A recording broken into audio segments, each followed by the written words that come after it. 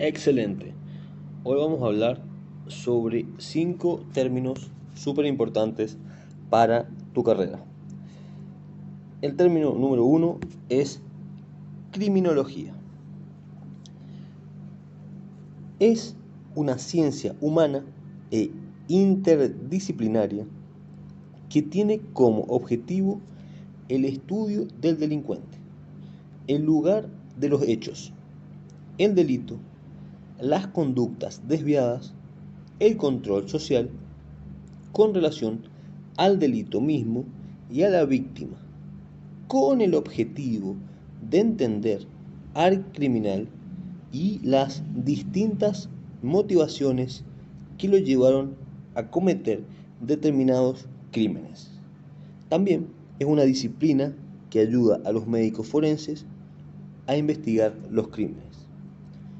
Su objeto de estudio es el de la conducta que implica el delito o criminalidad, así como el proceso de definición y sanción de la conducta desviada.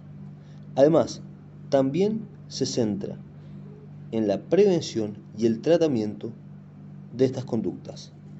Basa sus fundamentos en conocimientos diversos de disciplinas y ciencias tales como lo son la sociología, psicología, trabajo social, medicina, antropología, matemática, física, entre otros, apoyándose de manera indirecta en el derecho penal y de otras ciencias de carácter penal o forense. Cabe destacar que es frecuente confundir la criminología con la criminalística, que lo hace en el proceso de investigación. Ahora, vamos a pasar al punto número 2, el segundo término del día. Como punto número 2, hablaremos sobre el delito. Es toda acción expresamente estipulada y penada por la ley en un tiempo y lugar determinado.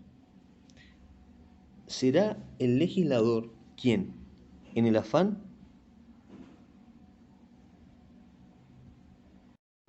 de proteger determinados bienes sociales que considera valiosos, le otorgará a una conducta la calidad de lesiva, reprochable y sancionable dentro de cierto sistema jurídico. Un delito consiste en un comportamiento culpable y contrario a la ley que conlleva una pena o sanción. Específicamente en el derecho penal, la rama del derecho que se ocupa de regular los delitos, sean esto por comisión, se realiza una acción prohibida por la ley, secuestrar, matar, estafar, robar, o por omisión, se deja de realizar una acción que la ley manda u ordena, lo que trae como consecuencia la violación del bien protegido por el legislador. Ejemplo típico para diferenciarlos: homicidio, que tanto puede cometerlo aquel que envenena a otra persona, delito por comisión, como el que deja de alimentar a su propio hijo, hasta que muere por desnutrición, delito por omisión. También dice, no siempre es necesaria la producción de un daño para que una conducta pueda encuadrarse como delictiva, ya que también existen los delitos denominados de peligro. Tienen lugar con la sola realización de la acción prohibida, independientemente del resultado que allí se produzca. Por ejemplo, será penado quien causare un incendio y con el que pusiera en peligro bienes de otras personas o bienes de la comunidad. Artículo 186 del Código Penal argentino. No significa que debe haber lesión sobre esos bienes, sino que con la sola puesta en peligro es suficiente para poder afirmar que hay delito. Para que tengan en cuenta, existen los delitos consumados y los delitos en grado de tentativa. Artículo 42 del Código Penal argentino. Eso lo vamos a definir en los próximos videos. Vamos al siguiente concepto. En este término número 3 vamos a hablar sobre víctima. En primer término, es todo ser viviente sacrificado o destinado al sacrificio. Sin embargo, desde el punto del vista del derecho penal, la víctima es la persona física que sufre un daño provocado por un sujeto. El daño puede ser físico, moral, material o psicológico. Se puede ser víctima de delitos que no hayan producido un daño corporal, físico, como un robo o una estafa, siendo entonces el daño meramente patrimonial. Por lo general, el delito apareja daño moral al daño material sufrido. El condenado por un delito debe resarcir los daños causados a la víctima, y cuando no es posible revertir el daño, debe ser sustituido por una indemnización de carácter pecuniario. Vamos a estar analizando ese término. Bien, sigamos. Las legislaciones más modernas definen las víctimas en 3 tipos. 1. Al ofendido directamente por el hecho punible. 2. Al cónyuge, conviviente notorio, hijo o padre biológico o adoptivo, parientes dentro del tercer grado de consanguinidad o segundo de afinidad, a los herederos en los hechos punibles cuyo resultado sea la muerte del directamente ofendido. 3. A los socios, asociados o miembros, respecto de los hechos punibles que afectan a una persona jurídica, cometidos por quienes la dirigen, administran o controlan. Ver Código Procesal Penal de la República Dominicana. 4. También puede ser víctima el Estado en aquellos delitos que atentan contra un bien jurídico, cuyo titular sea el Estado, por ejemplo, la salud pública, la fe pública. En estos casos puede existir concurrencia de víctimas entre el Estado y las personas naturales o jurídicas, que también sufrieron daños derivados de la comisión de un acto punible. Muy bien.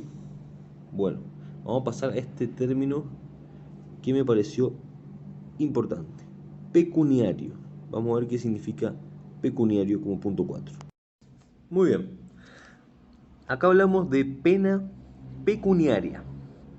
Es la denominación de la sanción que consiste en el pago de una multa al Estado como castigo por haber cometido un delito. La pena pecuniaria es una de las más leves que se puede imponer dentro del derecho penal y es utilizada también en el derecho administrativo como forma para sancionar los incumplimientos. Esta misma es una de las formas en las que puede presentarse la responsabilidad penal y es necesario no confundirla con la responsabilidad civil. Es más, es muy habitual que un delincuente condenado a una pena pecuniaria deba también pagar una cantidad de dinero por responsabilidad civil a la víctima. En el caso de la responsabilidad civil, un infractor o delincuente debe pagar los daños causados a su víctima. Si bien es similar a una multa, existen varias diferencias. 1. La responsabilidad civil la cobra la víctima, mientras que la pena pecuniaria la cobra el Estado. Muy bien, buena definición. Entonces la parte civil la cobra la víctima, pero la pena pecuniaria la cobra el Estado. Otro punto, la responsabilidad civil se calcula en función del daño causado. Entre paréntesis, se busca la reparación del daño. La pena pecuniaria se impone en función de la gravedad de la conducta y es independiente del daño causado.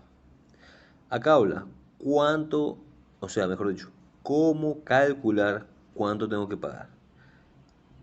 vamos a verlo en un próximo audiobook de las definiciones. Bien, pero va a ser otra sección. Ahora, para cerrar con este tema, punto número 5. Un término sencillo, preciso, pero que se habló mucho hoy en la clase de Derecho Penal.